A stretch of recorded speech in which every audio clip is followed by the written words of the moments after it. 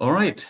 Welcome to this session. This is a national spotlight. The very first event that we're doing is XR for Europe to draw attention to the diversity and dynamic XR ecosystems and markets and communities around the continent of Europe.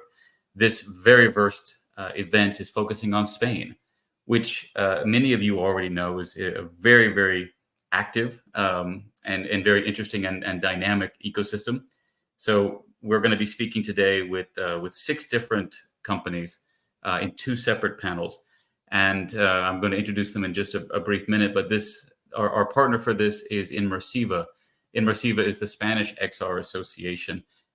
It's a nonprofit that provides a meeting point for XR enthusiasts and professionals and companies to connect and exchange knowledge. They're a member of XR for Europe and a very, very valuable member because they're so very active in this ecosystem, bringing people together from all over all over Spain. So this particular event is also being supported by Les Media Group, which are experts in virtual event production.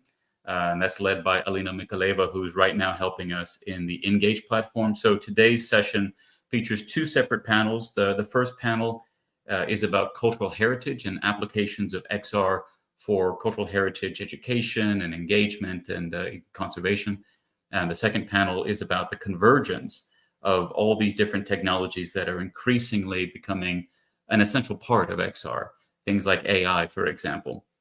It's hard to imagine extended reality and virtual worlds without AI and without other relevant technologies. So the second panel will focus on how those come together.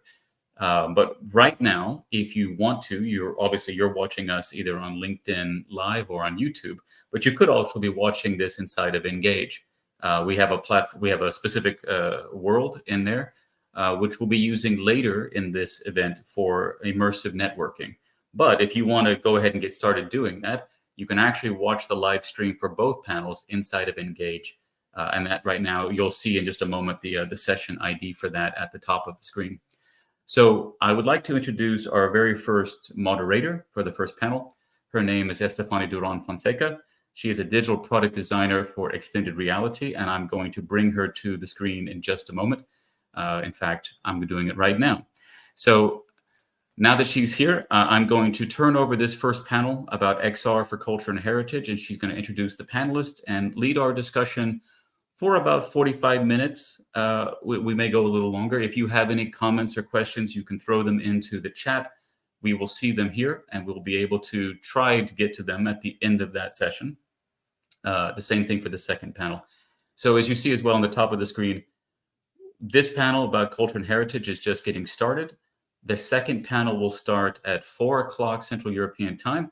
And at 5 o'clock is when we'll start with the networking and Engage, a dedicated networking session. But again, if you want to watch both panels and Engage, you're able to go there right now with the session ID there for EODEB. And we have a team of people in there to welcome and to greet you. So without further ado, Estefany, I turn it over to you. Well, thank you so much. It's a true pleasure to be here with you today, being the moderator of this session. Well, good evening, first of all, everyone, and thank you for joining us today. I'm Estefany Duran Fonseca. I'm a digital product designer for extended reality, and I'll be moderating this panel about culture heritage, and that it's part of the National Spotlight and organized for Spanish XR and XR for Europe with collaboration with so many other companies, among them Immersive XR. Well, as you can see, today we are joined by so many experts who have been at the forefront of creating immersive experiences that bring historical sites and culture narratives to life. Our discussion will be covering several aspects, including current trends, technical challenges, ethical considerations, and future directions in XR technology regarding historical heritage. And if you have any question for our panelists, feel free to comment in LinkedIn and YouTube, and we will take our time to answer as many questions as we can at the end of the session. So let's start by introducing our esteemed panelists. First, we have here Angel Urbina. Angel is a filmmaker and creator of virtual worlds. He works with cutting-edge technology tools and is continuously experimenting with VR technologies. In 2005, he founded his own production studio with his brother called Iralta. Since then, they have been producing many award-winning projects as creator and they are director for other production companies, and they have gained long and extensive experience by producing, directing, and developing more than 50 VR experiences. Hi, Angel. Hi, Stephanie. How are you doing? Thank you for inviting us. It's a pleasure. Didn't make any mistake by introducing you? Did I leave something out? No. It's perfect. It's perfect. It's the past is the time is passing, so it's 50 experience. Wow, it's a lot of time. So 50, and the number is increasing, so we might be a little bit delayed with the number, but we're working there. Just fine. We also have Javier Escorihuela with us. He's the CEO of Isostopy. Sorry. He holds a degree in architecture from the Polytechnic University of Madrid and has a passion for exploring technology and the intersection between creativity, design, technology, and for many years, he has been working on that. And in 2016, he finally took the leap and co-founded Isostopy with his partner, Fernando Gomez. And since then, they've been developing immersive experience for companies across various sectors. In addition to his role at Isostopy, he's a professor at the Institution Europeo of Design in Madrid. And he has collaborated with La Casa Encendida and various vocational training centers throughout Spain. Thank you for joining us, Javier. It's a pleasure to have you here. Thank you for having me. It's a pleasure. And lastly, but not least, we have Clara Thea. Clara is a product designer with over 7 years of experience supporting organizations in implementing innovative technology solutions. And she's also the head of design of XOIA Extended Reality. Clara has led the conceptualization and execution of so many immersive experiences in the cultural realm, demonstrating her commitment to leveraging technology to enrich people's lives. Her passion for exploring the world and her background in industrial design, engineering, UX design, and specialization in education have led her to delve into the endless possibilities that extended reality offers to convey history and transform the way people acquire knowledge through a meaningful experience. Thank you so much for being here today. Thank you so much for having us, Stephanie. Well, as you can see, these professionals that we have here with us today have an amazing background that I'm sure we won't be able to cover fully today, but I'm sure we'll have some interesting topic to talk about. We will introduce the first one about current trends in XR technology in the cultural and heritage sector. So let's start considering some points on the current trends in XR technology within the cultural and heritage industry in a global level. For example, we have seen lately how the activity in educational content has been increasing, and we have seen how many XR experiences have taken over museums and archaeological sites to enrich the people's experience when they visit. So can you share with us some of successful case studies of XR technology being used in cultural heritage projects? Some projects that you guys have been working on to enhance the experience of people in XR. For example, Angel, if you want to start. Yeah, okay, sure. Let me talk you first about the last project we have developed. It's right now in the Museum of National Science in Spain, in Madrid, and it's been showed also in IFEMA in the Week of Science, and it's about Cajal VR. Cajal, as many of you know, it's one of our Nobel Prize. He's the father of neuropsychiatry. With this experience, we have created a user can help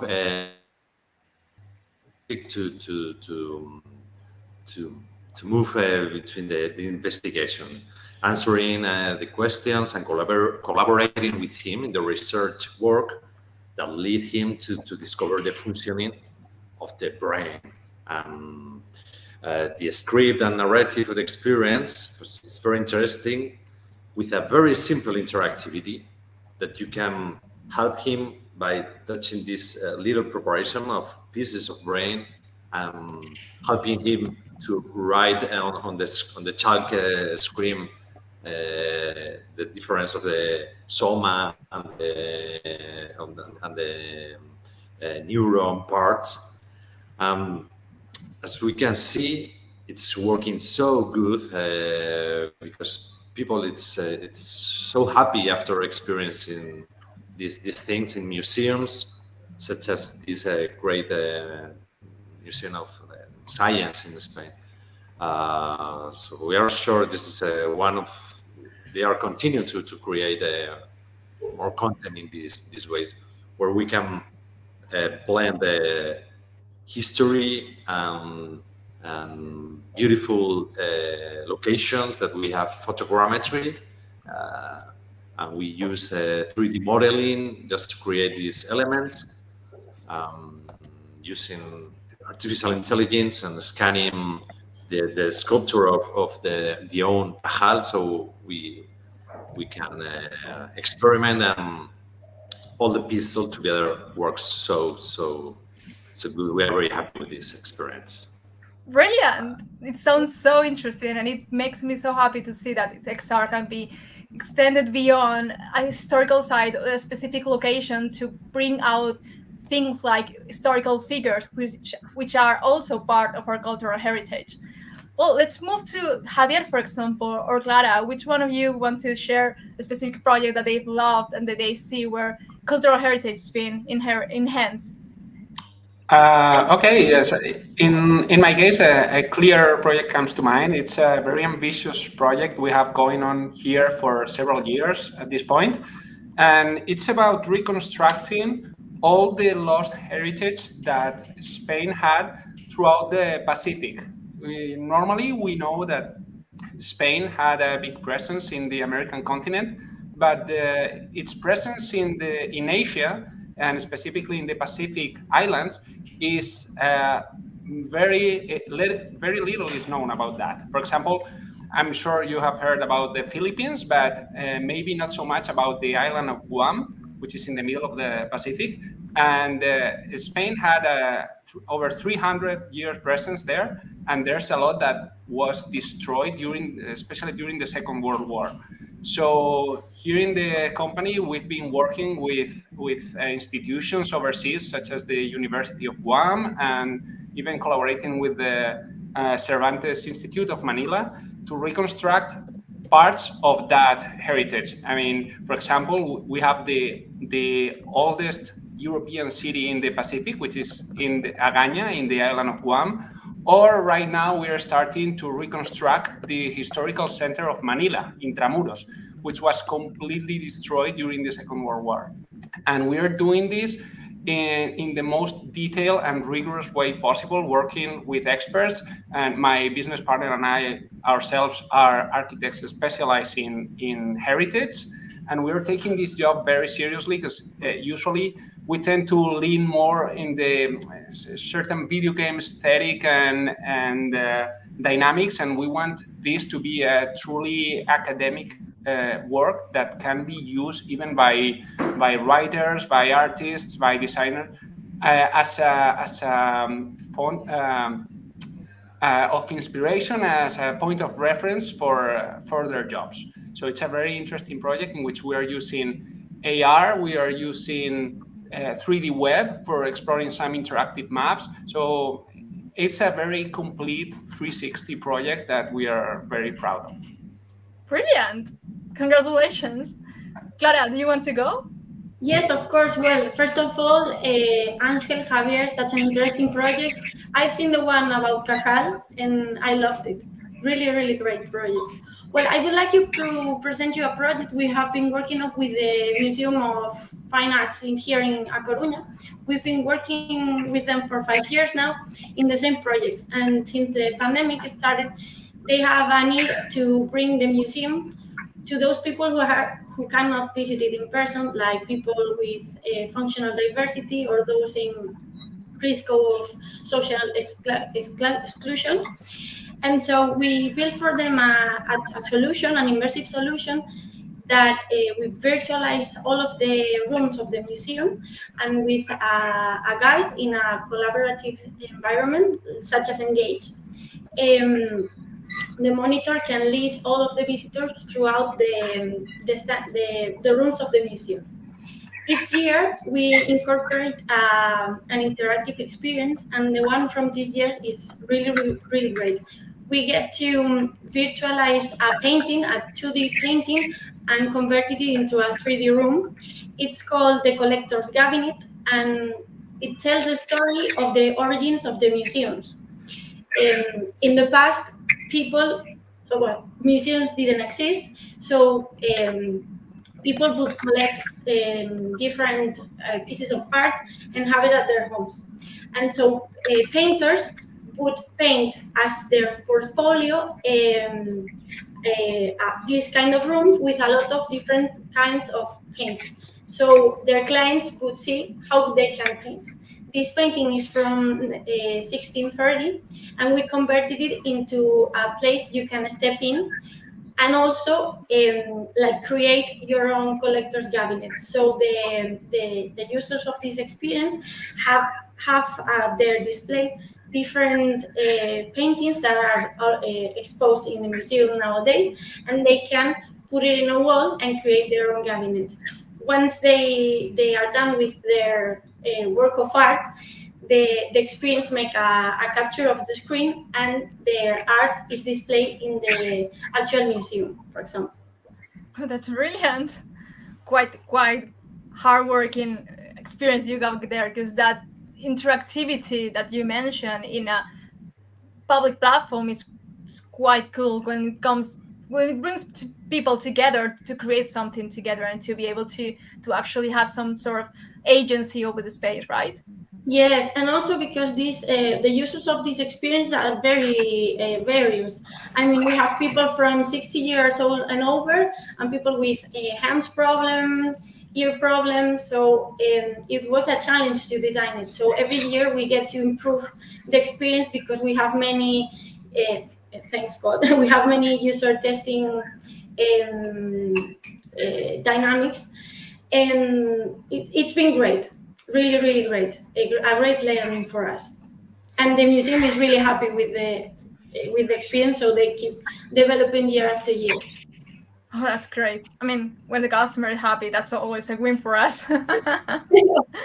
So moving on to the next topic, let's discuss about the main technical challenges faced when developing XR technologies for historical sites and cultural institutions. For example, you guys mentioned before the high quality 3D modeling, the photogrammetry as a technique to build a VR space.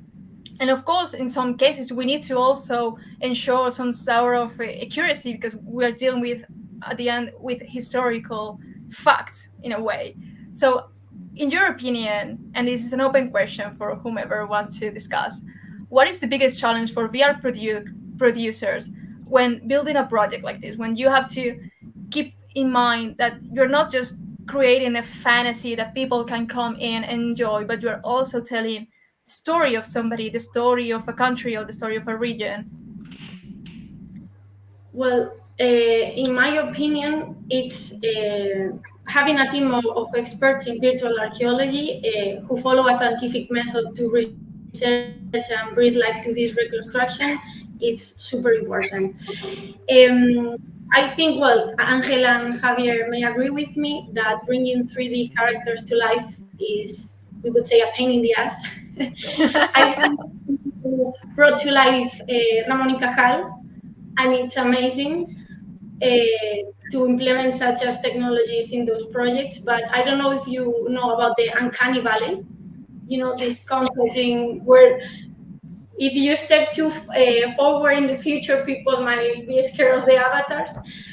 And so I think, well, the veracity of the reconstructions and to bring 3D characters, historical characters to life as a virtual reconstruction are the main challenges.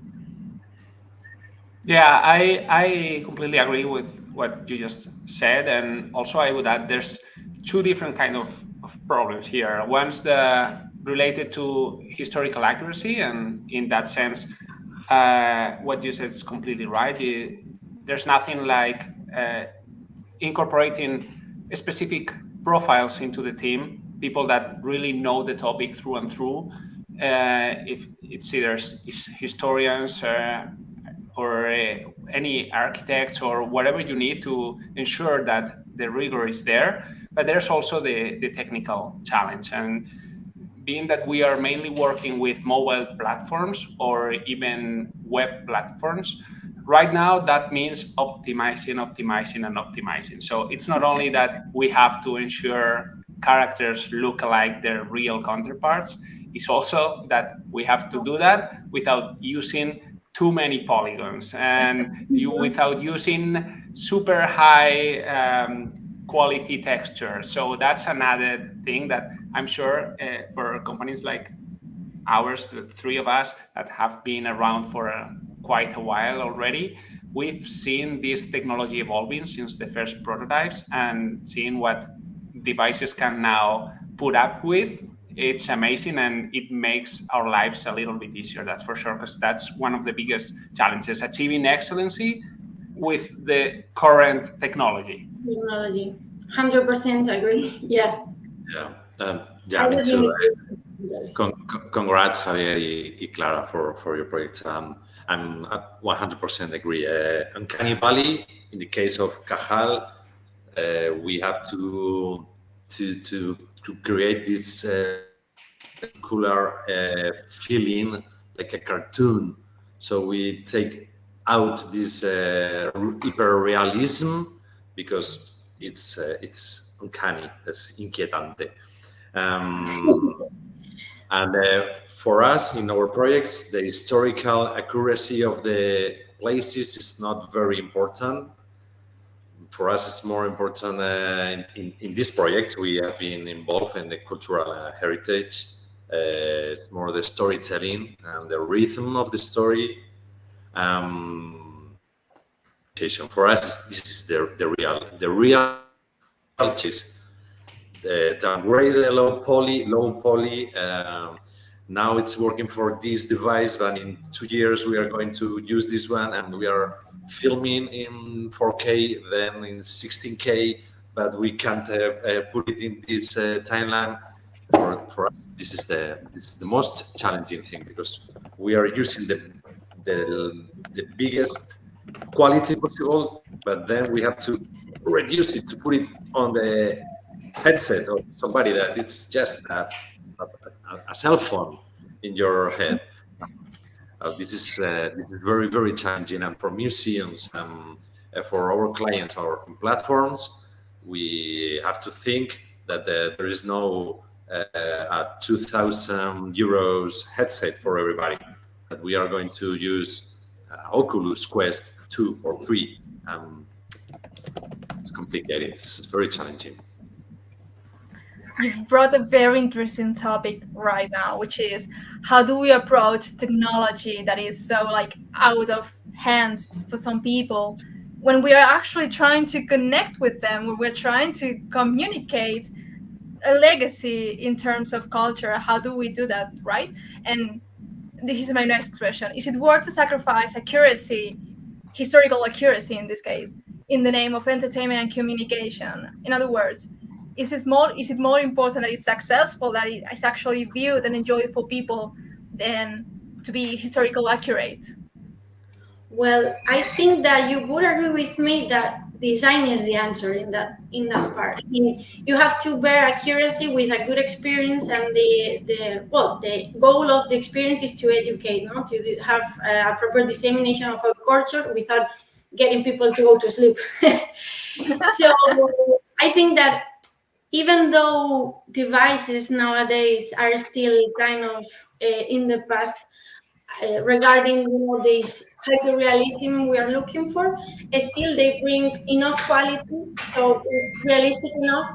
And you can, if you have a goal of transmitting just the main point of history, you don't have to be so accurate in terms of explaining everything, because people are only going to get away with 10% of what you're telling them. So it doesn't matter if if you use 3D models or if you use 3D cartoon-like structures, you know, you can compose a scene with cartoons and still be telling an authentic story. Yeah, I think Clara is right there. It's like design is obviously a very good tool to create a good user experience, but we have to bear in mind what's our intended goal and what's the audience of our experience. It's not the same if a project is aimed at the general public, which maybe has no prior knowledge of the context, or if it's for a more well-educated audience that probably will nitpick on some details. Also, if the experience is very heavily relying on narrative, as is the case of Angels, yeah, that's probably the main driver for learning and for having a successful and entertaining experience. And meanwhile, there's other kind of experience that maybe relies on transporting the user to another time and just taking the environment in. In that case, I think accuracy and rigor should have the main spot, because you could give the audience, especially if they are not well educated, a very distorted look at the past, maybe falling into certain stereotypes or things like that. So yeah, I mean, it depends on the audience and the objective of the project, but yeah, of course, a good user experience design will be key for achieving a success in these kinds of projects. Yeah. No, go ahead. Yeah, sorry. In our opinion, entertainment. This is the three words. If it's not entertaining, all the technology that we are fighting for include, it's worthless. It's worthless. We came from storytelling. In our beginnings, we tried to create movies, then we start to short films. We love cultural heritage, as we are, our parents were teachers, history and art. Our travels were always stopping by every little chapter of Romanic castle on the mountain. So we love to do that, but it's always the story in the center. The entertainment, it's key to keep the audience engaged with our projects. That's brilliant. I cannot agree with you more, because especially since I'm a product designer. So for me, user experience is always the answer. So moving on to the next topic, let's talk about enhancing educational programs. It's not strange for any of us that historical accurate experiences have a way to get into educational programs, especially because they bring in a very amusing way the information to the public, and while they entertain, they also teach. So how can educational institutions get integrated with XR technology into their curriculum? How can that partnership become a thing that is actually the rule and not the exception? Because right now we hear that the museum has an XR experience and we think that it's mind-blowing, but it's actually becoming more and more natural, right? Yeah. I mean, I think right now to incorporate this kind of experience into the curriculum, the vocational training centers have the lead right now, because they are having a real, very practical return on investment. And I'm thinking about training with very specific skills, like cutting a thing or going into a construction site and avoiding the risk, things like that. That's a very clear application. So a lot of centers are heavily investing in that. We have done a lot of projects in that regard. Regarding historic education, it's a little bit more tricky, because usually the centers don't have as much resources to invest in this kind of experiences, and it's usually to develop an experience about the whole curricula would be really challenging. But I think we are seeing more and more of this, and especially coming from some maybe more adventurous and innovative teachers that want to incorporate on their own initiative, and they are looking for resources that are already available online, maybe as easy as a 360 video on YouTube that students can consume on their phones or maybe in the big projector. And in this sense, I think the web AR and VR technology is very interesting because allows people to access these kind of experiences without the need of downloading anything from any device. So I think that's a very important technology to allow these kind of experiences to expand and to enter into the classroom.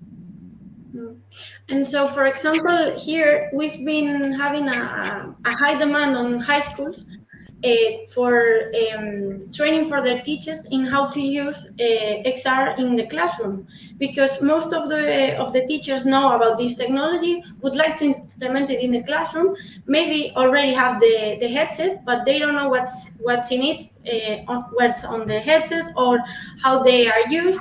So we've been doing trainings for them, and as you were saying, Javier, there's already a lot of content in the store, on YouTube, on specific topics, but most of them are in English. That is not really a problem because nowadays most of the curricula are leading toward learning more in English, no? But I think one of the strategies would need to come from the national institutions like the ministry and the community autonomies.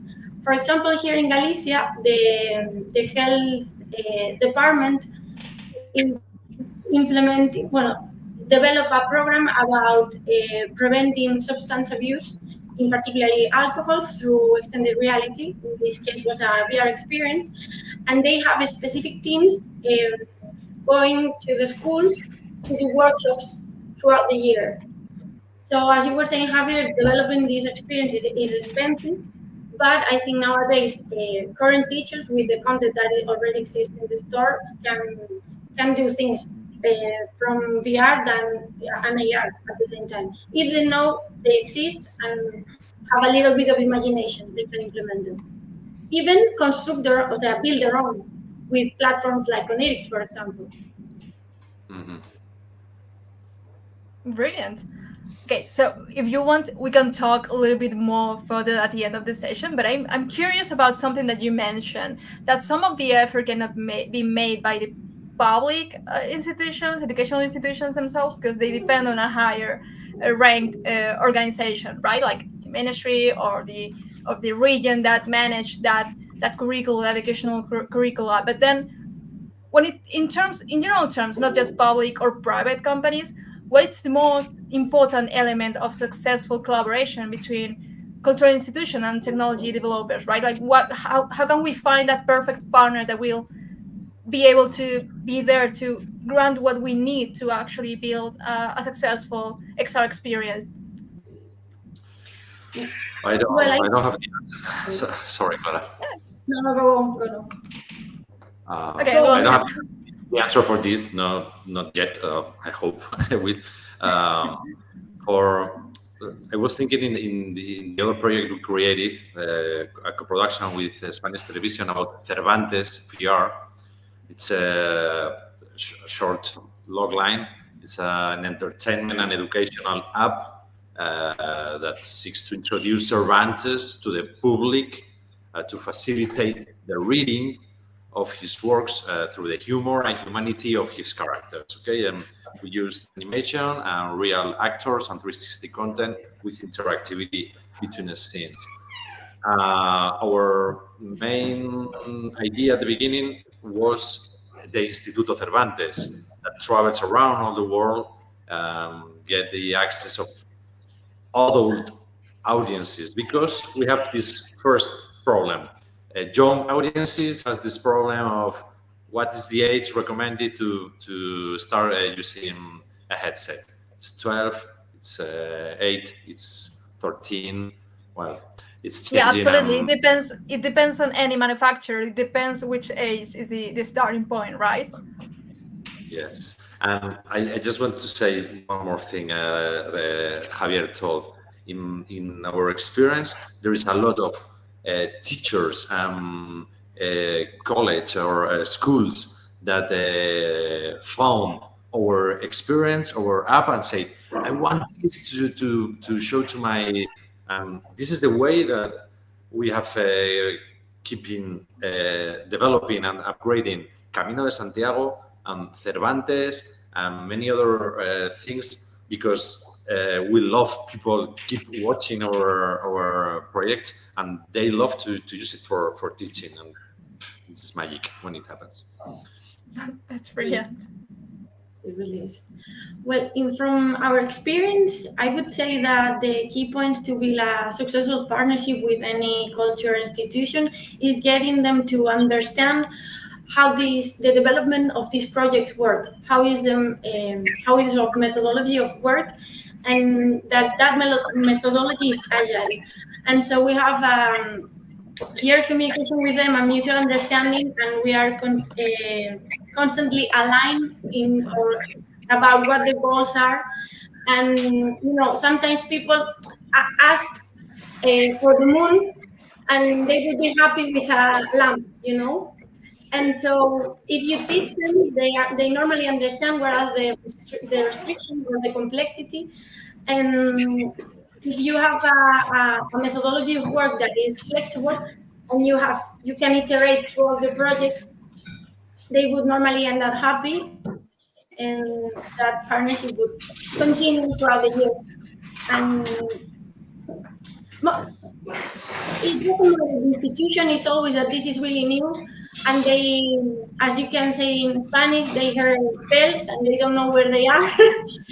And teach them how it's really done and what is good, what is bad, what they need. Sometimes they ask for things they don't need, and so it's really important to redirect them in the direction that things that would really bring them what they are asking for. I mean, summarizing, I would say it's a combination of engagement and trust. By engagement, what I mean is that you need the institution or the teachers or whomever is in the client side to be engaged with the project, to be an active participant in the development, because most of the times they are the ones that know the subject better. So they need to make their project their own, to feel that they are a part of the development process, because then they will help you and they will help you to implement it in the center, and the students or the public will benefit from that. And trust regarding they are the experts on the subject, but we are the experts on the technology and how to implement their subject into this technology. So they have to have a degree of trust, as Clara mentioned, we're going to be the ones recommending the best medium and the level that we can achieve for their budgets, their schedules, and any other constraint they have. So yeah, it's that combination in engagement and trust. Yeah, 100%. Brilliant. So moving on to another subject, talking about the future, what emerging technologies are bringing us to our day-to-day, to our daily basis, because a year ago or 2 years ago, AI burst into our lives and changed the way we work, the way we relate with another, the way we write messages or posts on social media. So what emerging technologies do you believe will have the biggest impact on XR in cultural heritage? Because we've seen how AI now has took the body of an avatar and can basically direct us through a VR space. But what else is in store for us? I mean, of course, AI is going to change everything in every aspect of our reality and lives. But that being said, I think we don't have to overlook the importance of cloud computing, because that, especially combined with web XR, with web AR and web VR, will allow us to achieve the form factor that we all want for the headsets. We will be able finally to have those Ray-Bans that we can carry during the whole day and enjoy this incredible experiences no matter where we are. And that's going to be achieved by taking the processing out into the cloud. And so we can just stream all that content that is already there and that is going to be developed. So yeah, of course, AI is going to be there, but I also think that cloud computing will be a game changer. Yeah, and I would be saying like hardware devolution, that of course, as you said, would need to have cloud systems and connectivity. I mean, they are with the 5G and so on. I was commenting with my colleagues here at the office that it would be really, really cool to mix the AR for computer vision, for example, to have it in these Ray-Ban Meta glasses, and so you can go throughout a city, and normally you ask, oh, what is this place, or what is this building? And you go on Google and check it, and with the glasses it would tell you, this is not okay, and well, that would be really nice. I think Google Maps is leading in that direction. They are implementing AR in Google Maps. I think they are experimenting in Singapore. So they can just with the app of Google Maps, you can touch this pavilion with flowers in Singapore, I don't know the name, and you can put your phone towards that and would lead an augmented reality experience and tell you something about it, contextualize in the city. That would be amazing. Also, it would be great to not go inside a supermarket and completely lost signal. All that technology will go for nothing if we go inside a bar or a restaurant or whatever and everything goes blank. So yeah, we have to figure that out too. Of course, new technology can be very challenging when having to get our first step with it. Suddenly it's absorbed the way we work and we see it everywhere. We don't really have a way to fit it into our lives in the moment it comes out. So my next question would be, us from our creators' side, ethical considerations that we have to be taking in mind when it comes to creating something new, to using something new that people have not really absorbed yet. In terms of narrative, Angelo, in terms of pure VR experience that has more like a sort of entertainment methodology, how do you address concerns about cultural sensitivity, accuracy in your project? Like, how can we help the user not to be disturbed by this new technology that might be scary at first? Yeah, well, this is a very good question for a whole afternoon. It's so difficult to find the balance between creating an interesting, attractive and appealing experience of 10, 15 minutes length. How can we really get to the point of neuropsychiatry? I mean, we have this short space of time, short amount to tell a big story. I think we are at the beginning of this thing when we have cloud computing, so we don't need to have gigabytes of graphic processing in our head. We will have the short experience to get in contact with the subject, and if you're interested, you will go further and further in the history. So we can go as deep as we want, as we can. It's the immersion, the interactivity. It's an empathy machine. I mean, VR 360, having your hands in the history. You guys that have tried, you have showed experience to people. First time they see their hands in these things, the first time they look around, it's amazing. They feel like they are there. They have been teleported. They forget that they are here most of the time. Absolutely. We have so many stories about putting the headsets to some guy in the jungle in Guatemala and put a dinosaur, and he take out the glasses and start running. And once we get these problems out of headset processing time, individual audiences, that for us it's complicated when you go to a museum or an exhibition. You need 10 minutes for each one, so it's 6 persons per hour for head-mounted device. Once we get to the audience in their very Ray-Ban glasses, there's no limits for this. It's not coming next year. It's not an Apple Vision solution. It's going to take a little more, but something like this, in my opinion. I think what Angel is saying is very true. It's once we get rid of some of the current limitations, we will be able to give more nuance and more detail to the experiences that maybe address some of the problems you were mentioning. But also we have to bear in mind, same as with any other medium, to be real with you, like same with movies or video games or anything, like the more we make our experiences look like real, the more we should be aware of the potential misleading of people, because people will take this, as Angel mentioned, it's so visceral, so emotional, that people can take a story as it is, as real fact.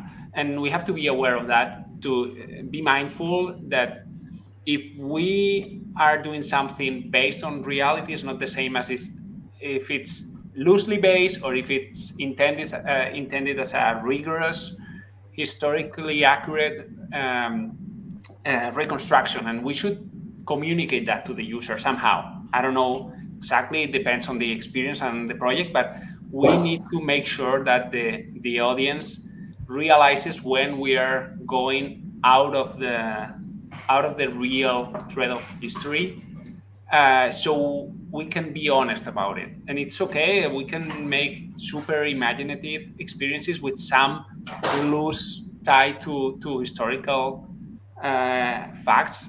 That way we can get people interested, and maybe then they go hardcore.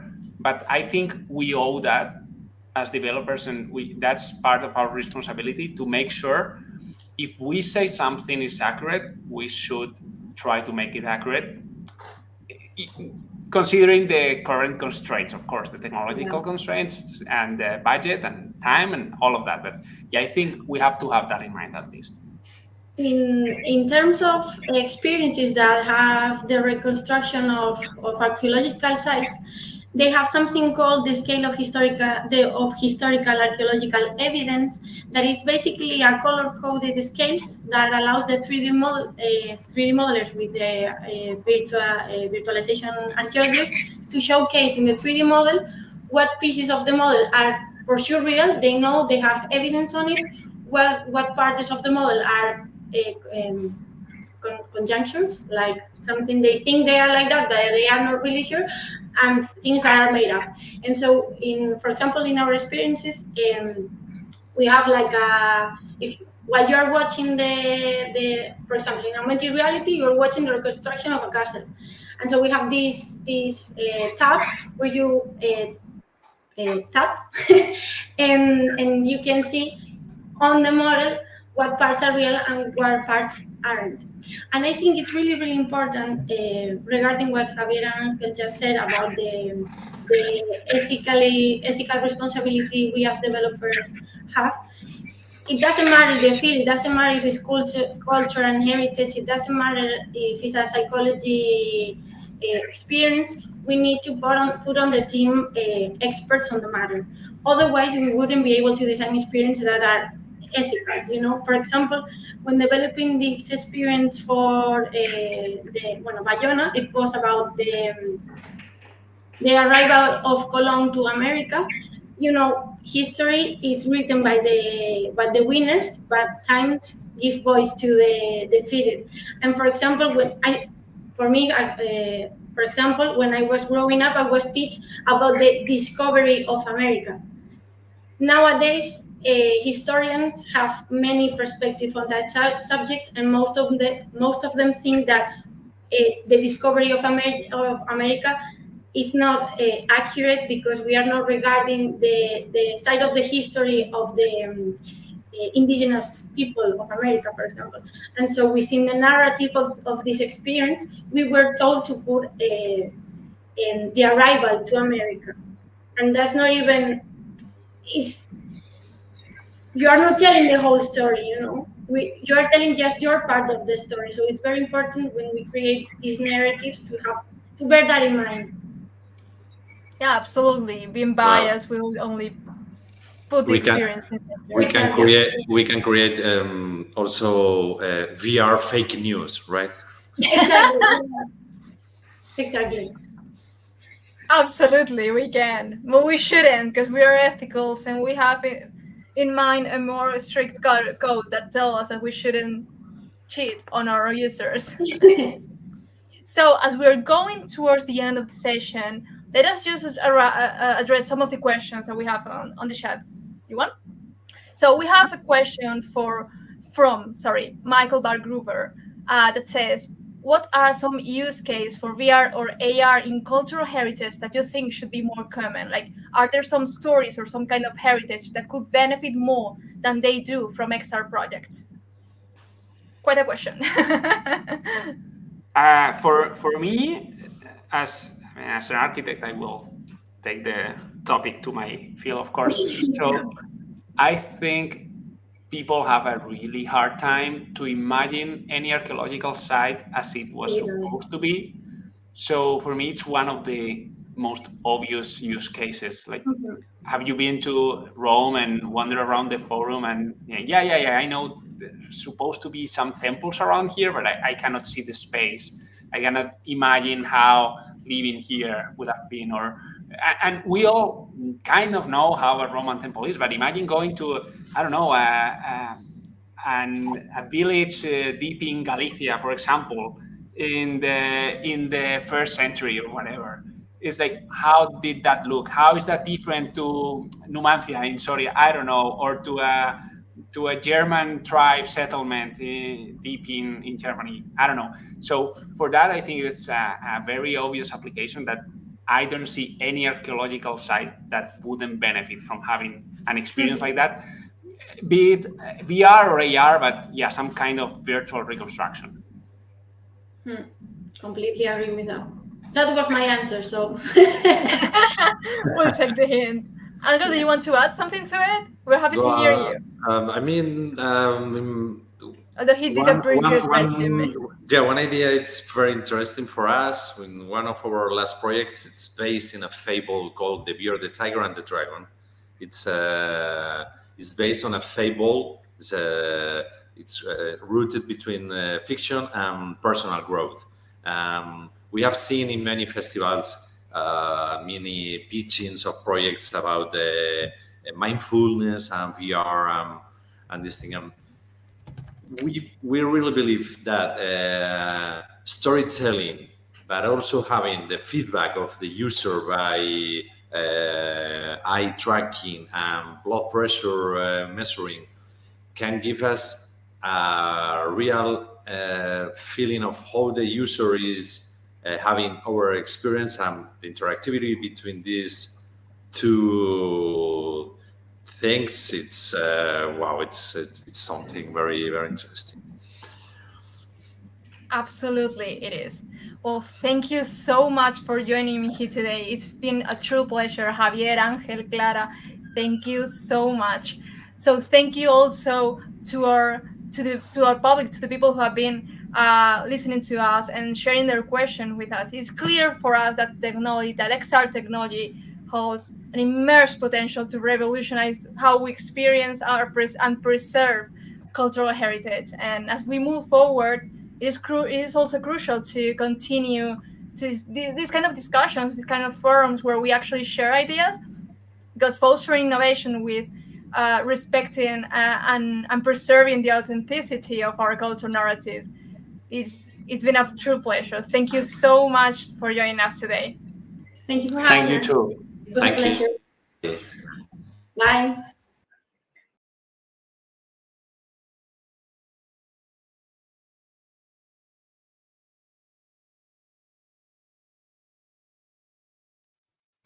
All right, so thank you everyone who attended our very first panel. We're going to take a very, very short break and then begin our second panel a little after the hour. But if you are already excited to get into the immersive networking phase and to watch a second panel from Inside Engage, I encourage you to go ahead and join. You'll see again in just a moment the session ID you need to have Engage downloaded and you need to have registered for it, but it's very quick to do both. And Engage is free. It works on PC and Mac, Android and iOS devices, and more or less every VR headset you may have access to. So bear with us, and we'll be starting the second panel in just a little while.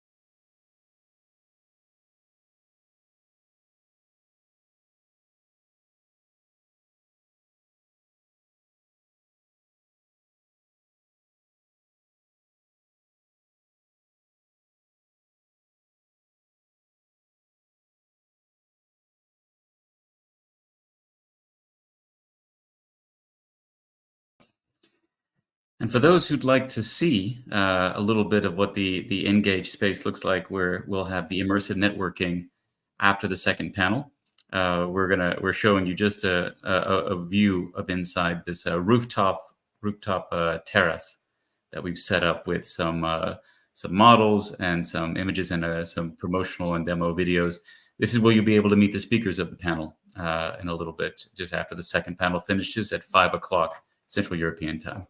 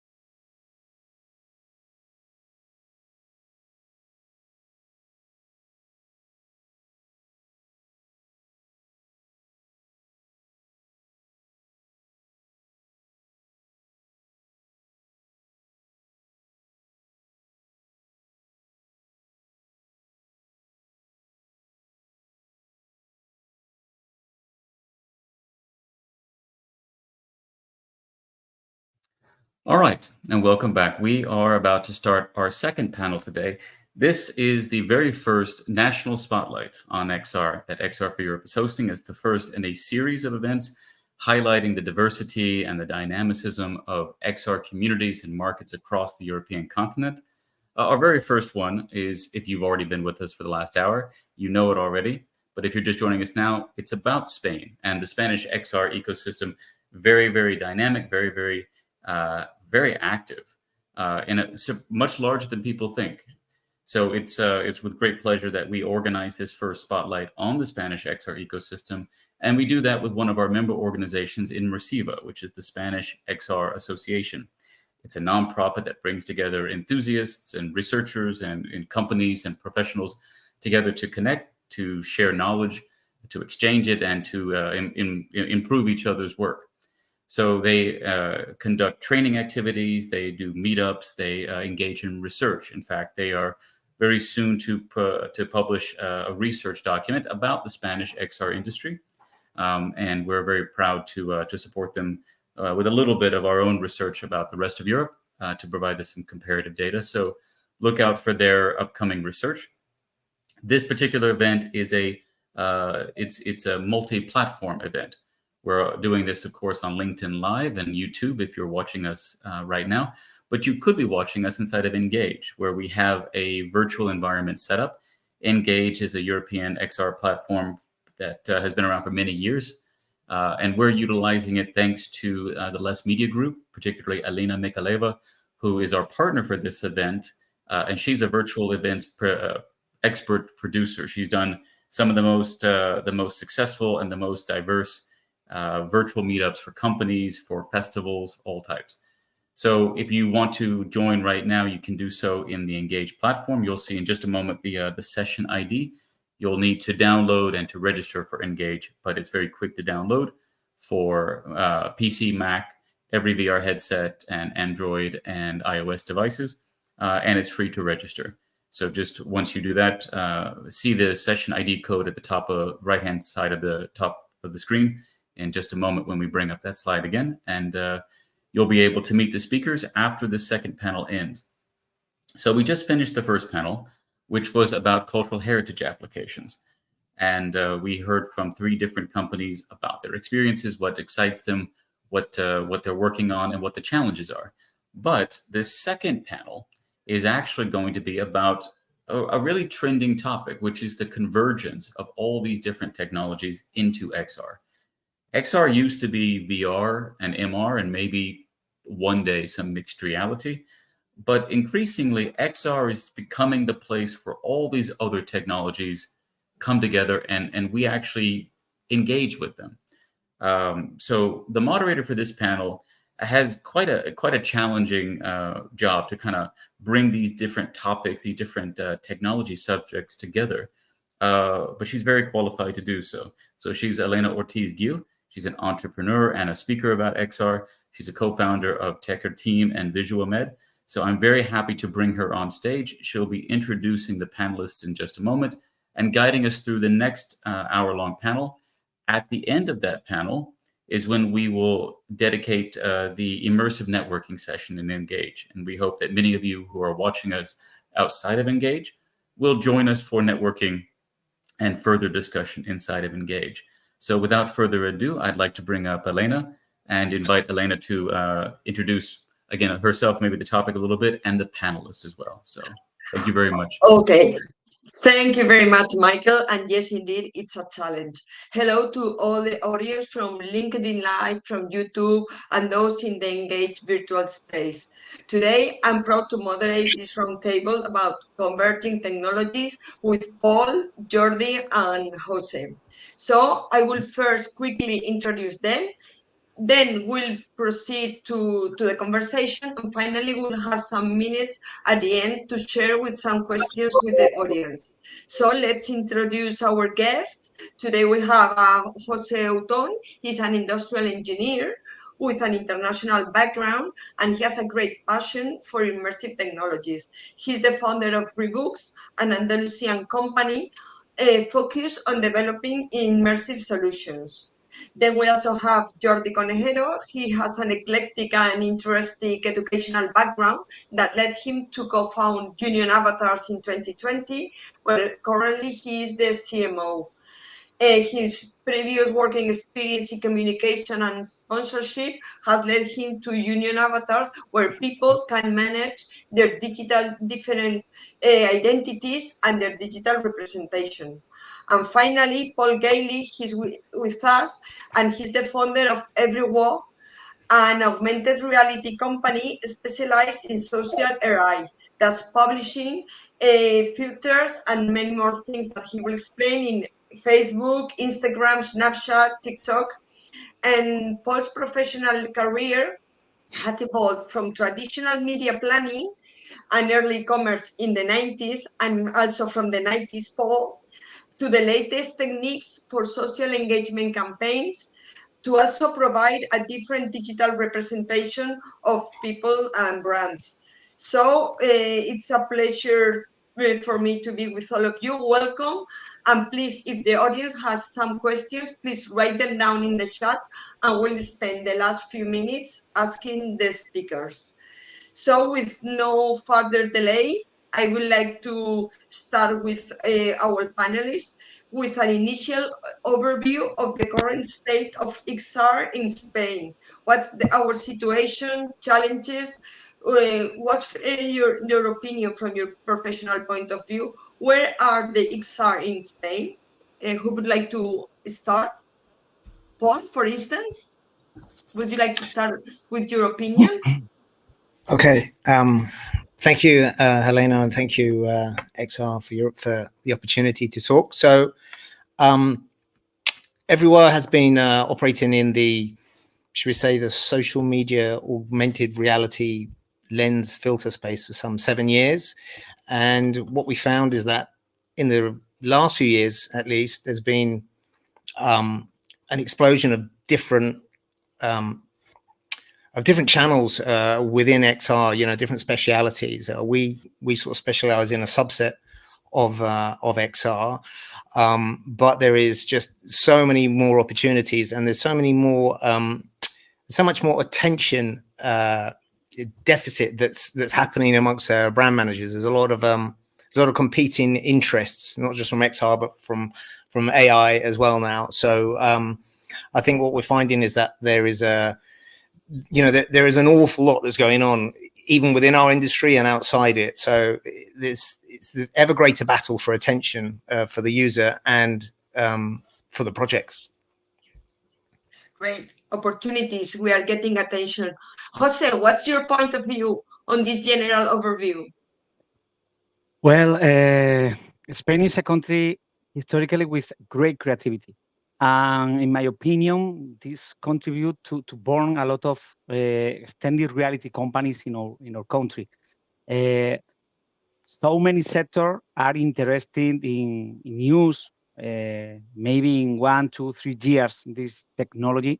But in Spain, I feel that the reality is we are launching the interest of so many companies, but they go slowly, because they don't have, or they don't want risk to adopt this technology, and maybe our job is more time to show the return of investment, more than sell the technology. It's more important. I know, I understand. I bought services. I have the same vision when I'm going to buy something, but the reality is in Spain the interest is growing, but the companies take decisions slowly. One point, creativity, but not as fast as we would like. And in the end, there is this risk, the fear of risk, and the impact of the new technologies. And Jordi, your opinion? Yeah, I cannot be more agreed with Jose and Paul. I would say that as a company, we are quite new in this Spanish XR industry, because we started like 3-4 years ago, more or less. But in our team, we have people with a lot of experience in this industry, people from other companies, leading companies from Spain. I would say that in this last year, we have seen a lot of growth, a lot of new companies inside the XR community here in Spain. I think that we have like hot spots here in Spain, like we can consider like it's in Madrid, of course, Zaragoza, north of Spain with Galicia, but also Basque Country. In the south of Spain, in Andalusia, there we have been there sometimes for some meetings, and there are a lot of companies that they are growing there. And here, of course, in Barcelona. I think that we cannot compare with other countries in Europe, like, for example, the UK, that they have nearly 1,000 companies inside this XR industry. Maybe in Spain we have a few companies, like 50 more or less, 60. We will see. But I think that there is a lot of interest.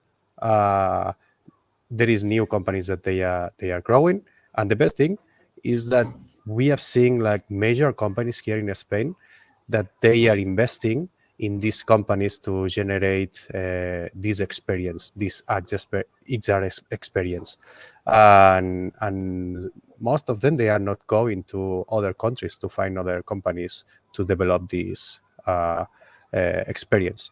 They are going to find some Spanish companies. I think that's the best thing.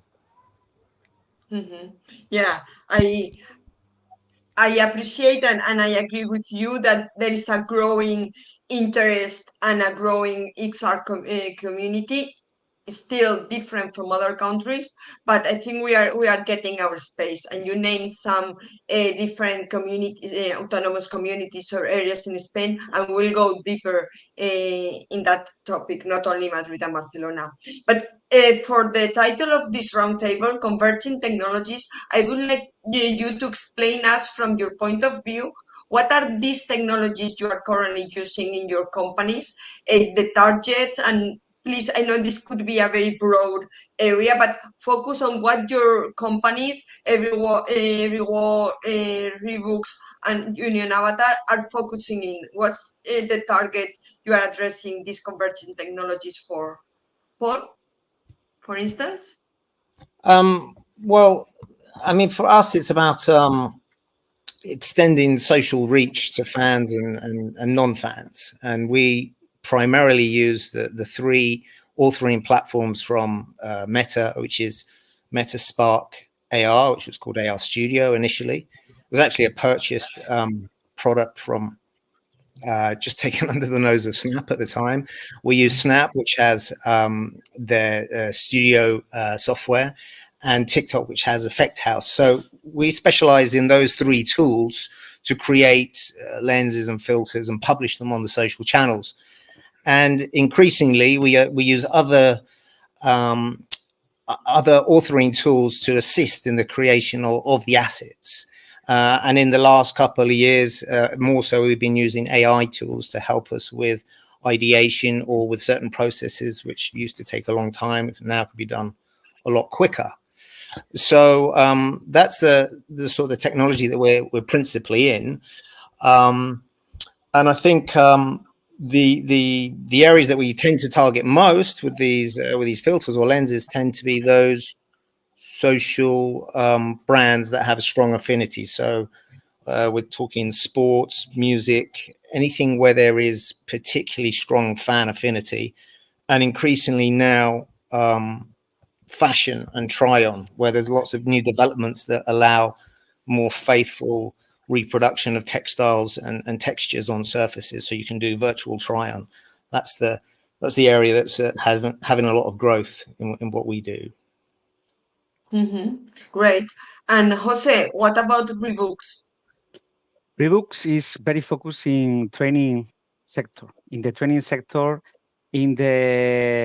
tourist sector, and in the gaming. In the gaming, I always say the same. In virtual reality is the first, because the most usual user are gamers, and is the most common point for all the industry. But later in the training sector, we found more interest. 8 years ago, this technology for training only have the possibility to access very big companies.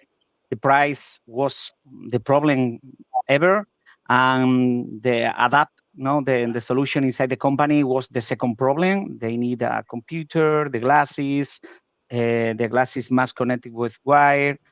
And with the new technologies, with the new glasses, this change. And for example, we have our own training platform, and we create the content fast.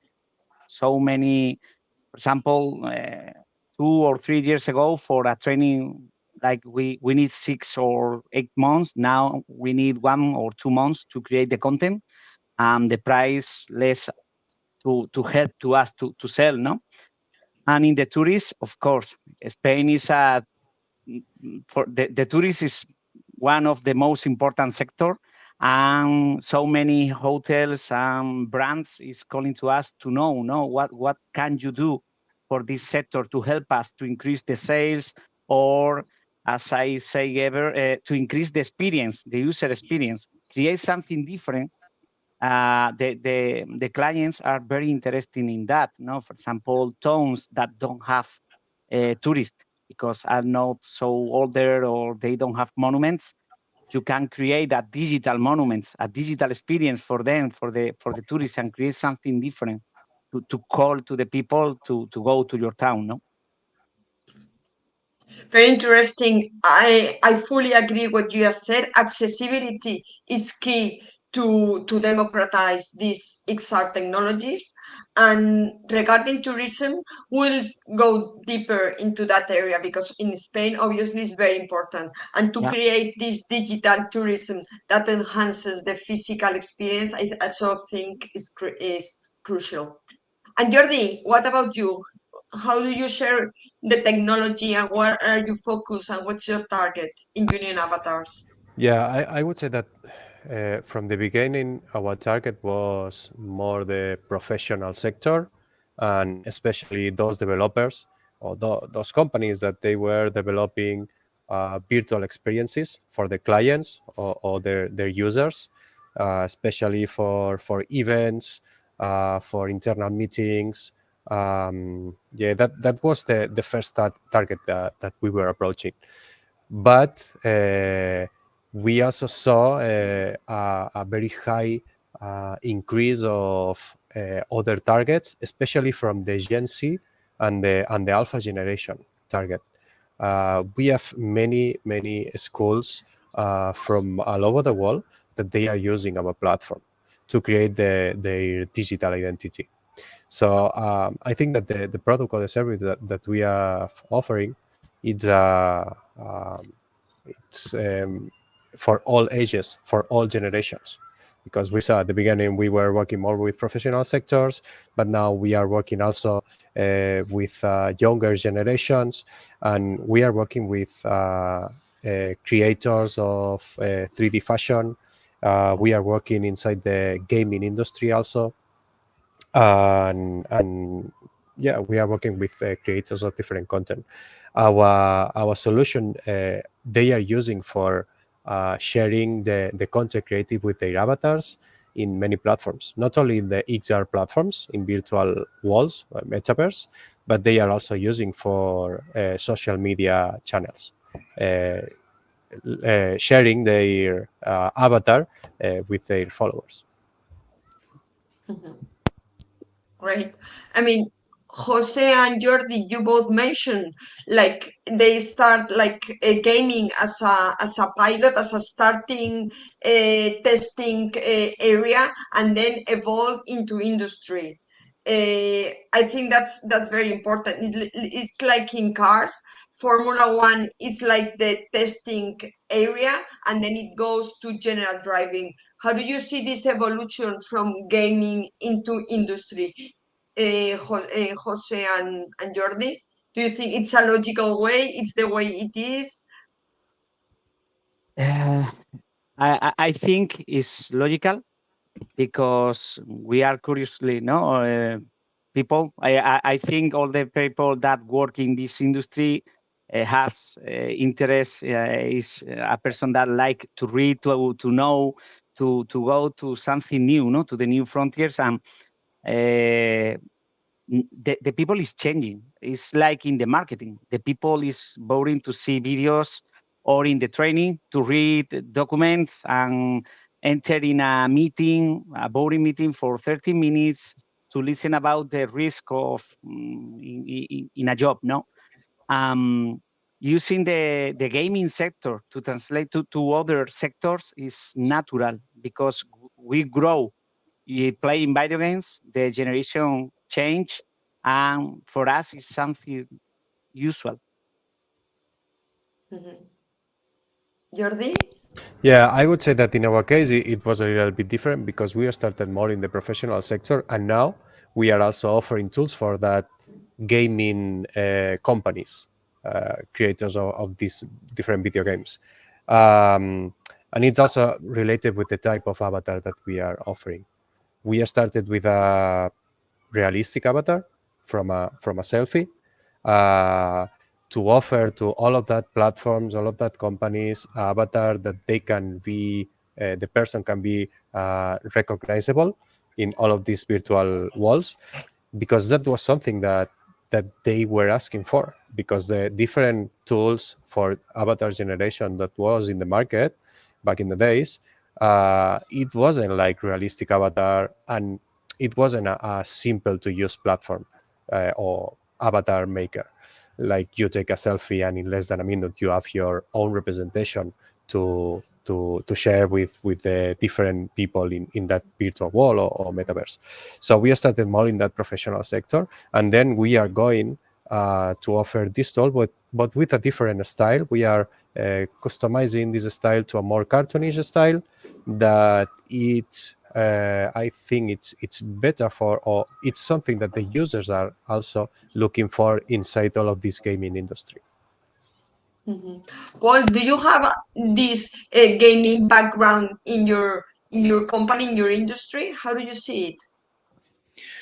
Do I have a gaming background? Well, I mean, there are sort of a subset of lenses or filters that are mini games, if you like, or gamified experiences where there's lots of little techniques that you can use to maintain people's engagement with the experience, with the filter. Because at the end of the day, in the case of lenses and filters and AR, it's remixable video in a lot of ways. So the longer that a user can spend with it, then the better. You know, the more attention you've starved from elsewhere, because we're all in a huge attention war all the time. So there's lots of little, there are little techniques that you can do, even within the sort of 10 to 15 seconds of the micro experience that is a lens, to get people to use it, to come back another day, to come back and grade a higher score, and all kind of incentives that you can do. So that's where we use sort of game techniques, but they're evidently not as evolved or as sophisticated as a full-on AAA game title. Okay. And Jose, your company, Rewoox, has interesting projects in industry, in learning, in tourism. How do you see this approach of managers and decision makers in XR sector? Do you think they are prepared and willing to incorporate these kind of projects, besides the fear of risk, as you mentioned before? It's a complex question. I think the most common job from my side is trying to explain. No, the first step is explain to the people the technology. Is the most complex part.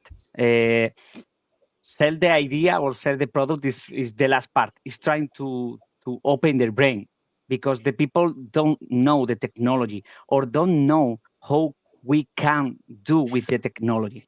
For example, our training platform use artificial intelligence, and we combine the tech to help to the people inside. She can answer question, help to the people to learn. We have a random exam mode to the people, show if they learn or not learn. And when they enter in our platform and test the product, he say, wow. But later, all the people have their own idea about how they can training their employees. And we are very focused in show the possibilities. You can enter in virtual reality, you can enter using a laptop, we can do a solution for a tablet or a smartphone, and this is the most complex. The people don't have enough experience in extended reality, and we must to broke this wall and show to all the companies that, for example, in the tourist sector, we have the same problem. You can create a digital content. Great. Let's see if Jordi and Paul have the same problem, that they need to have a deeper explanation of the technology in order to enter a new client. Jordi, do you have the same dissemination problem in order to impulse Union Avatar? Yeah, well, sometimes, yeah, we need to explain more or less the dimension, and also as we are a very specific company, that we are not an agency, or we are just a technological company that are building a very specific thing, which is the avatars, or which is tools to manage your digital identity through avatars. So yeah, sometimes we are getting requests or questions or emails from companies that they are asking not only for the avatar but also for the virtual wall. So what can I do with this avatar? Or I need to build also a room for use these avatars with my company or with my client or whatever, something like that. But well, we have many partners that they are working with us. So if some of these companies they are looking for avatars and they are looking for a virtual experience, we can work with some of our avatars. We have been doing many times this type of collaborations. I think that it's also something very rich in our ecosystem, Spanish ecosystem, that we have these many partners that they are a very they are companies that they are creating very high quality experiences, and yeah, I think that's we have a good luck on this side. And Paul? Yeah, I think one trend that we found recently, which is kind of, it's always been the case, yes, you have to educate clients as to what's possible, and unfortunately sometimes you have to educate them as to what's not possible at the moment, or with their budget or with their technology that they're deciding to use. And what we found recently is there's a lot of discussion, particularly even amongst visual pros, of videos that they see in social comment about fake out of home content, or foo as it's unfortunately known. And a lot of time that's confused with actual real-time AR or real-time XR, when a lot of it, and an awful lot of it, is post-produced. Now, it might be easier these days to post-produce that kind of content in video, because there's a plethora of tools out there, but that's not necessarily meaning that you can reproduce that in real time in AR on a mobile device in an uncontrolled environment. So we often find that we have to explain that some of those visual stunts are, they're very impressive and they're very attractive, but they're not actually going to be achieved with the technology that they're coming to us to talk about. For example, there's some things that that kind of visual technique can achieve, but there's other things that AR can achieve, which is actually putting the devices in people's hands, or whether it's the headsets or the mobiles. So often we find ourselves, having to re-educate or repoint clients along that, And I mean, only this week I saw plenty of video of, people touching cactuses and their hand changing into a cactus and all this kind of stuff. And it's all very impressive, but it's post-production. It's kind of Hollywood visual level effects now available to lots of creators using a whole range of tools that have come out these days. But really where we try and focus is, especially with the new wave of AI tools, is those that are going to be available to the end users in the mass distribution platforms. So I'm talking things like the AI prompts that are currently being rolling out in about 10 countries that Meta have offered. We're talking about the search bar in Instagram or the search bar in WhatsApp. It's those kind of levels of AI that will be introduced that will allow people to do, and allow end users to do AR that are, for us, more appealing than really esoteric things that create just, demo videos, if you like. Mm-hmm. Yeah, fully agree. I think sometimes it's more important, or as important as, to educate in what can be done and what cannot be done, and it's not possible with the resources given. Fully agree. Yeah, and there's a real risk that some of the platforms that have to be really careful about how they're introducing these new tools as well, because we've seen a lot of backlash in recent days just for Google AI overviews, as they're called, with all kinds of hallucination results and incorrect information, so so to incorporate the AI tools within the mass user distributed channels and the apps, you've got to be really careful that things don't get out of hand. And in some ways, I think the technology is more in advance of the way that it's currently distributed. I mean, to give you an example, when we first started with MetaSpark some 7 years ago, we could do networking modules, which means that we could bring RSS feeds into filters in real time. And that was like peak open web, when we could do all kinds of radical things. But all of that's been closed down because of, privacy policies and Cambridge Analytica and all sorts of things, So the same with facial recognition. There's a lot of things that are like kept under wraps because it's hard to control and regulate. And, I think there's going to be, more debate about whether those tools get widely distributed in future, because there are some risks with that, so. Yeah. That would be another topics: privacy, ethics, regulation. That's something else. We'll leave it for another chat. Jordi, your company Union Avatars has set up a marketplace for extended realities. Can you explain a bit how it works? And something I wonder, how active really is the XR community in your marketplace? How does it work? Yeah, well, just to specify, we released some weeks ago this marketplace for especially for creators of 3D fashion, of the 3D fashion industry. So they can create garment, assets, accessories, or even hairstyles for our avatars, and they can trade in our platform. They can upload and they can sell it with our community of users. That's something that we integrated into our avatar maker. The avatar maker we released it already like 2 years ago, more or less.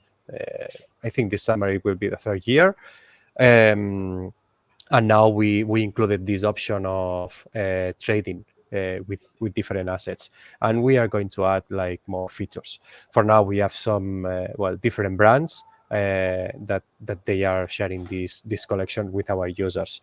I think that the experience of having this for the users for now, with the feedback that we are having from the users, is that it's something that it's very rich for them. Because they are looking for some platform that combine it with avatars, that then you can use these avatars in different platforms, like that world that everything in the industry is talking about, this interoperability inside the platform, the metaverse, magical word, the metaverse interoperability.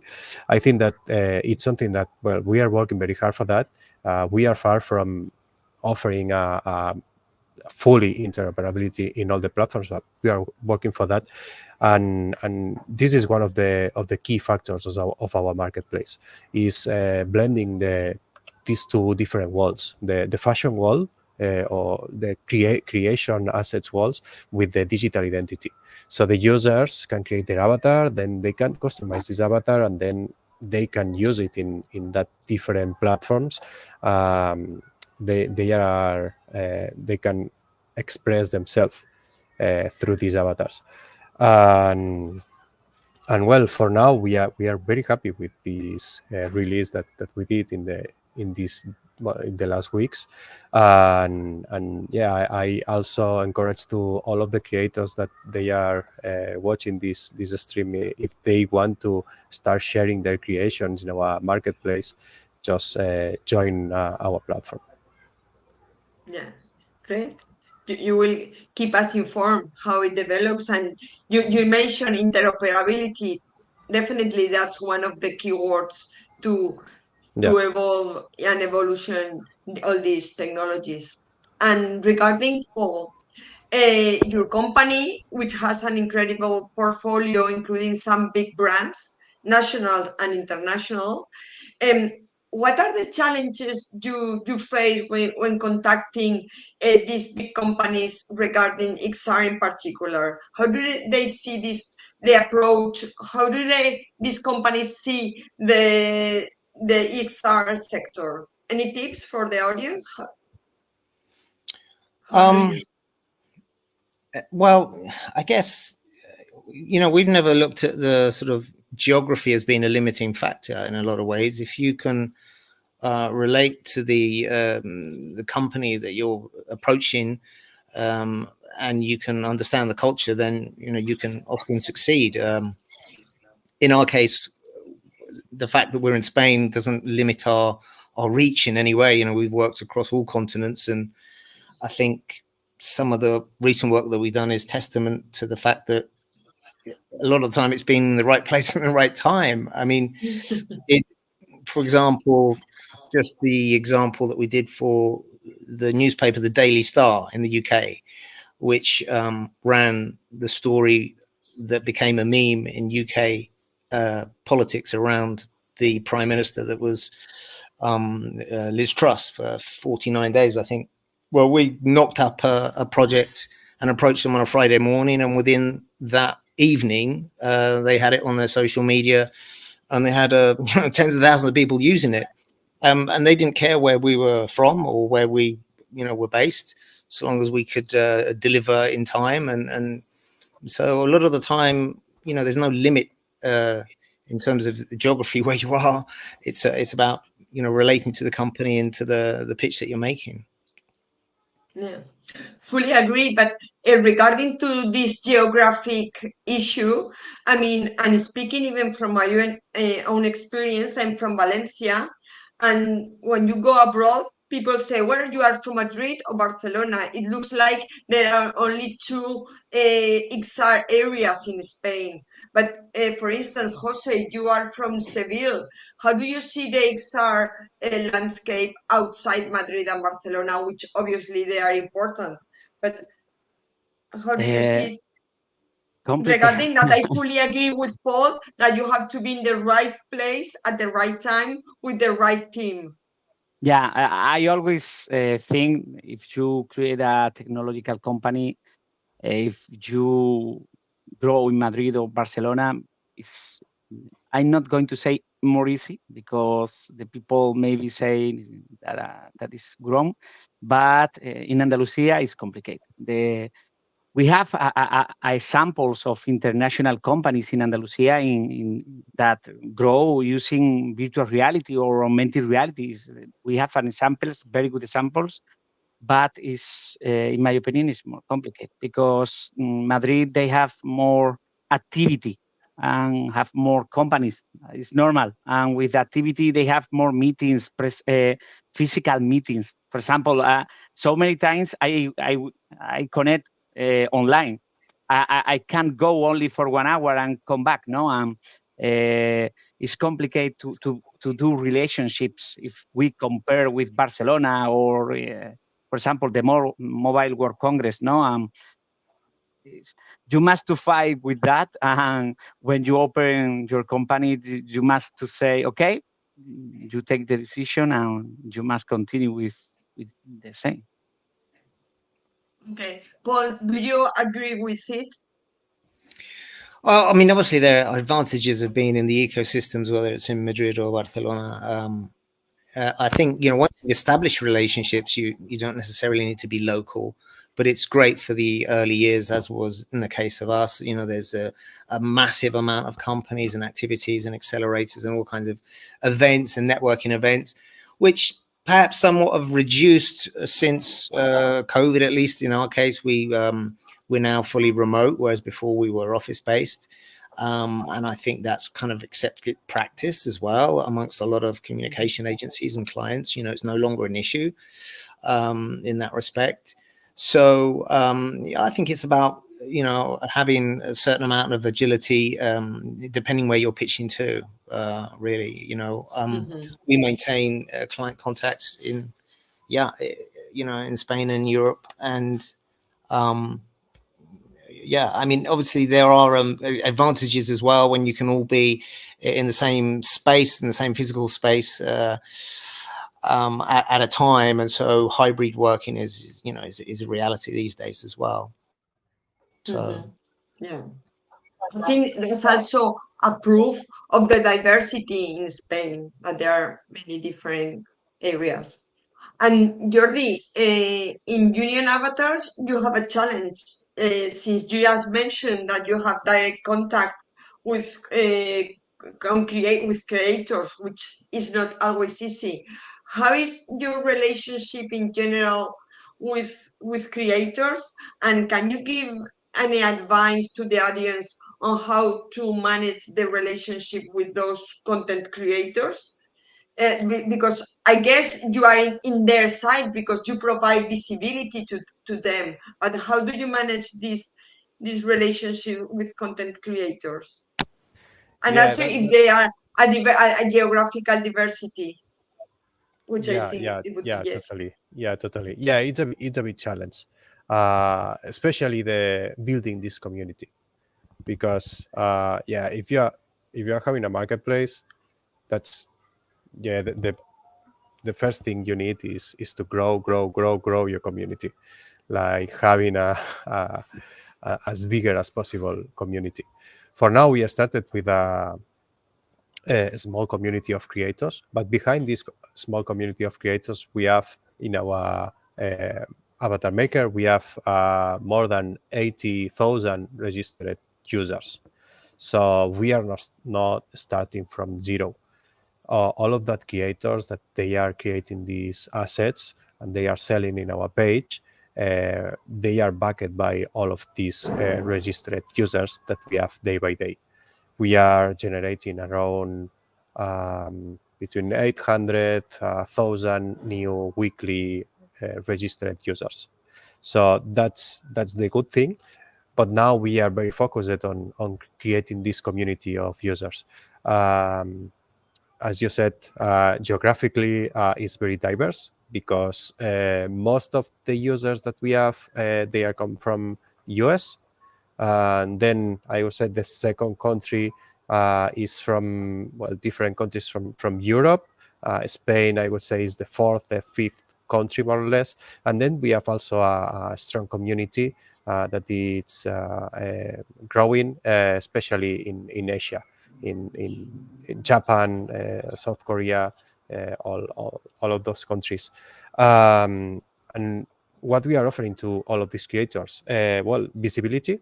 They are looking for that, because they are building really good assets. They are creating their own experiences on garments, on accessories, all of that, and they are looking for some platforms to show all of this. So that's something we are offering to them, this visibility. And the other thing is monetization, because most of them that they are new creators, that they are starting now, they are newborns on all of this ecosystem of fashion, digital fashion industry.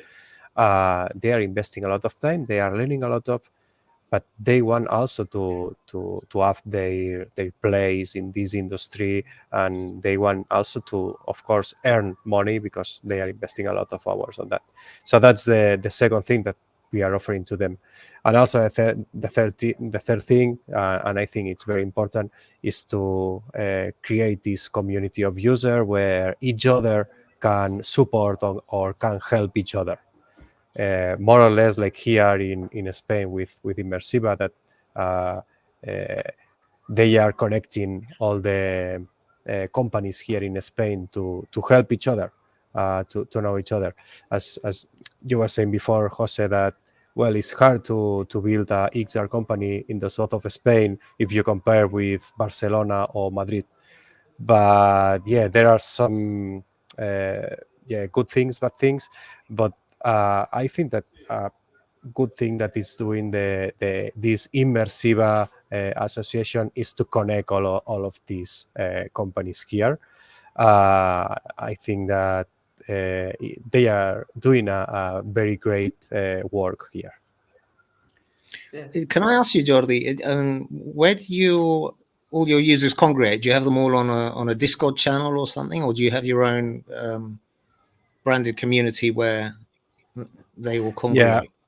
Yeah, we are using different channels. For example, for Discord, it's more the community we have in Discord is more community of creators and developers, because we are giving them assistance or support in the Discord channel, and there we are growing the Twitter more focused for Web3 users, because there are many Web3 users that they are using avatars, or they are buying these garments in the form of NFT for their avatars, and some of them they are looking for a decentralized digital identity, which is something that we are working on also. So we are trying to build this more Web3 focused community inside Twitter. And also most of our users in our registered users, they are coming through SEO, like looking for, I want to create my avatar, I looking for in Google for avatar maker, avatar creator. We are very well positioned in these searches, so they are looking for us through Google mainly. And then the ones that they want to go ahead with us, that they like our service, our product, and they want to continue or to become part of this community, then they go to our social media channels and they start following us. Yeah, since Jordi just mentioned some of the different technologies, and there is one of the questions that the audience has put us, I would like to share with you the question to have your answer, because they say, regarding converging technologies, as Jordi just mentioned, different technologies, are those various technologies or service providers well represented in Spain? Or there are any gaps in tools or platforms or service? I mean, there are resources in Spain enough to develop your companies, your technologies, or we need to look for them abroad?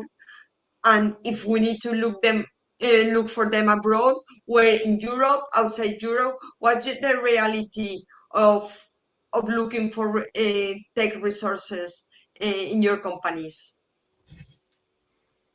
I don't know if I made myself clear. I mean, do you have your staff and your professionals from Spain and providers, or they are international providers? It's for me the question, sorry? Yeah, for all of you. You can Everyone. start, Jordi, since you mentioned different technologies and different backgrounds.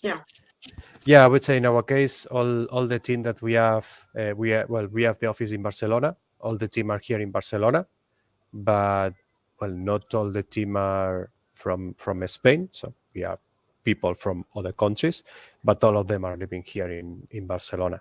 So in that case of looking for human resources, everything is here. So we found the best team or the best employees here in Barcelona. But we need to go abroad, Spain, to out of Spain, as I said before, to find our clients, to find our users. Most of them, the 80% or the 90%, they are out of Spain. Yeah. Okay, so you have the resources, let's say, made in Spain, but then commercially you look globally. You look for global. Yeah. Jose, you agree with your head? Yeah, our team is all from Spain, all live in Seville. We don't have problem to find people to help us with the technology. But at the same time, or 90% of the clients are outside of Spain. For us, is the golden rule. Go out to sell, because here is for us is more complex, or we don't find the correct product. We don't know, but outside Spain, our market is higher than if we compare with Spain. Mm-hmm. Paul? Well, I guess if we look at the wider lens creator community or filter makers, the platforms, the social media platforms have anything up to 100,000 in those communities worldwide of members of any. There's probably a couple of thousand active lens makers. Within that, then there's about 100 accredited partners. We're one of them with either Meta, TikTok, or Snap, and those creators come from all around the world. Yes, there are some in Spain we've worked with, and often we partner with other creators, talented creators, who are across all continents, really. So yeah, I mean, as I say, we don't tend to be bound by geography, and the demands for our services is both in Spain and outside of Spain. So the main social platforms, they tend to serve quite well the different language communities, and they have meetups in different languages, and they encourage other creators to do meetups and this kind of thing to expand the talent pool. And increasingly, for those that are looking to sort of break in, to the AR creator community, there's all kinds of incentives and rewards that each of the platforms offer on a rolling basis. There's always some kind of competition or hackathon where there's and there's even incentives for monetization for individual creators to earn based on the impressions and the reach of their lenses and filters that they make. So there's quite a well-established sort of sub-economy within the sort of lens creator community, and there's a lot of support from the major platforms there. And in fact, they do sort of compete amongst each other quite a lot as well. So I think you'll see more of that in the coming months as well, with the upcoming events that the big platforms are going to be holding. Okay, so in order to answer to this to the audience, we could say in Spain we have service providers, and we feel comfortable with to meet our needs technologically for the projects, isn't it? We could say, although as Paul said, geography is not a problem anymore. Okay. Yeah, I say as well, one observation I made yesterday, I was looking at health VR apps for therapy and for patient care, and almost all of them that I found, well, exclusively from the USA, were all in English language. And it struck me that there's a massive opportunity for other language XR apps out there, and I can't see any reason why Spanish companies could not flourish outside of Spain in those established markets already, where there's shown to be a demand, and offer multi-language XR experiences. Well, if I can answer from my own point of view, we have developed Visuamed. Is a planification for complex surgical, and we developed in English directly. And as we can see in the chat, they are also working for mental health in Valencia in XR, and they develop in Spanish. I mean, there's a work being done, but in order to go global, for instance, in our case, we just develop and deploy it in English directly. So there's a challenge, yeah. Right. Agree. Okay, so we have a few minutes left, but before, I would like to mention the word, which is artificial intelligence. How do you think it's going to impact the arrival and dissemination of AI in extended realities? How do you see it? Are you already using it? As you mentioned, you are. Can you share some of your opinion, Jose, for instance? Yes, sure. For example, in the virtual trainer, it's changing all. We are testing more than the last year, And with the artificial intelligence, is all changing. We can correct to the people. We have a training for sales, for example, for practice the sales, how you can speak, how you can do, and you can practice wherever you want, and very realistic. And they are correct to you. Explain if you repeat a lot of times a word. The IA can create environments with 3D models, and it's incredible how the artificial intelligence is changing this sector. In 1, 2, 3 years, so many companies that are very focused in something can grow up a lot using artificial intelligence if they start to learning and how to improve this tech in their day per day. Mhm. Jordi, are you using artificial intelligence? Yeah, well, actually, we develop our avatar generator through artificial intelligence. So we are using it to pass from the 2D photo to the 3D avatar. So we are generating a texture for the avatar using generative AI. That's the main use that we are doing from the artificial intelligence. We are also developing some tools or some features to complement the avatar generator, also using artificial intelligence that we will release during this year. So they are in our roadmap, but I cannot say more for now.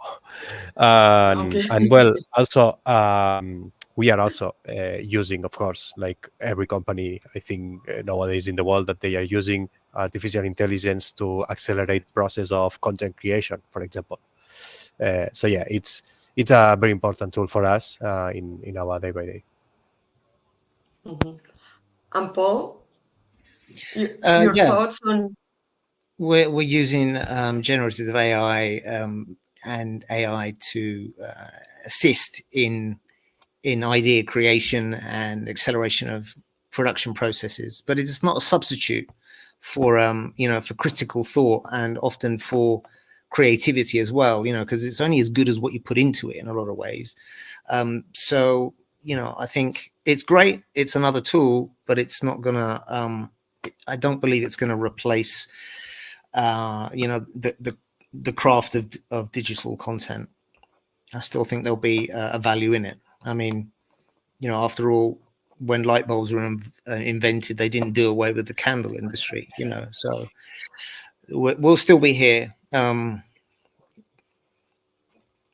It's a tool, definitely. Yes. Well, we are coming to the end of our time, and it's a pity because we could be talking for hours because the topic is really interesting.